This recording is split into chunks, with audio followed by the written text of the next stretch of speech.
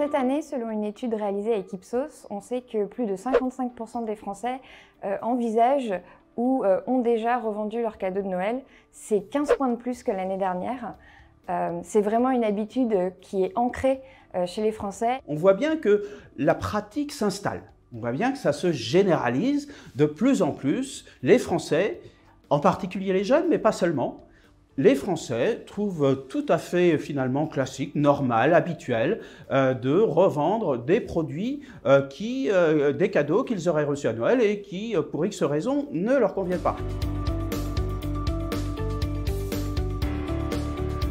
C'est un peu tôt en besogne, mais on voit bien, et notamment au travers des études menées par Rakuten depuis déjà près de 20 ans, on voit bien que la pratique, 1, s'installe et 2, s'accélère.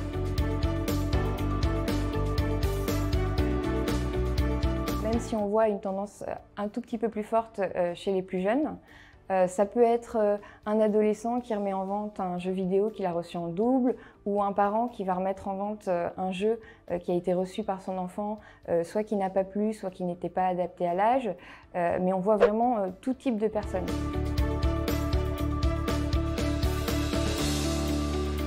Donc la principale motivation pour revendre un cadeau, c'est que le cadeau ne nous plaît pas. Après, on a aussi certaines personnes qui ne veulent pas laisser traîner le cadeau dans un placard, qui n'en voient pas l'utilité, ou alors qui échangent une taille si c'est un vêtement, par exemple.